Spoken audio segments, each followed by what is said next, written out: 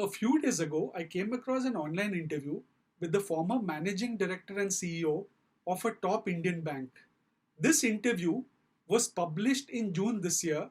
However, I came across this online interview a few days back and I read this interview a few times.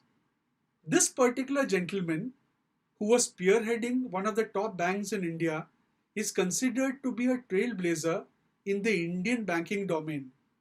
He is credited with taking the bank with which he was associated for a few decades to stellar heights.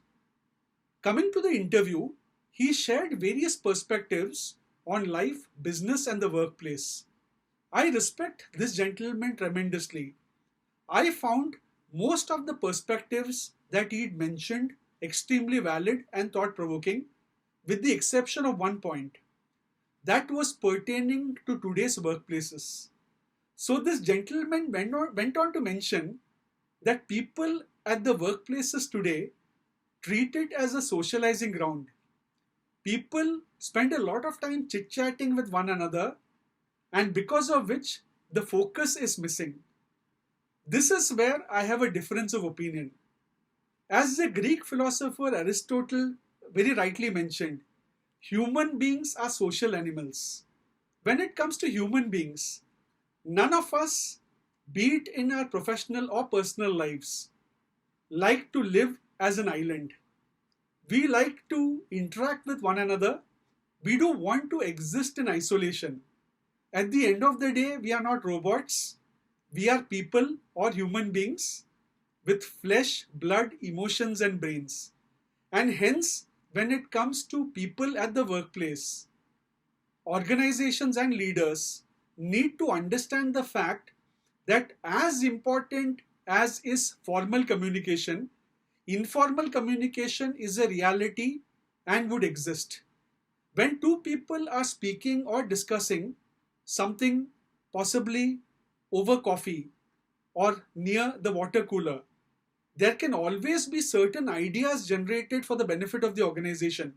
There have been multiple cases where such informal communication has led to great ideas fructifying and benefiting the organization.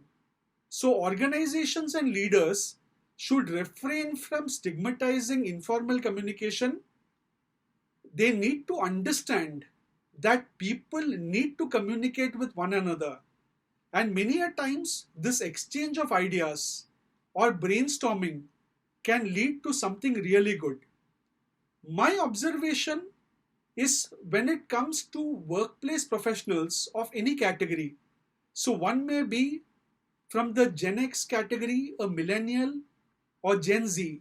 So, regardless of the age category that a person may come from, the point is, my observation is, most people want to thrive and grow with the organization. A very small fraction of people are lethargic or possibly want a free ride. Most people, as per my observation, regardless of their age group or how old they are, want to grow with the organization. Unfortunately, there may be factors which are stifling their growth, and most of these factors may be beyond their control. However, all said and done, people want to grow, be it professionally or even in terms of money. No one just wants to survive or possibly just wants to have a free ride. That's an unfortunate thought which many leaders have. Many leaders think that when two people are having an informal communication, possibly they're speaking something negative about their bosses or about the organization. I believe those thoughts may be unfounded because people these days have a lot of better things to talk about.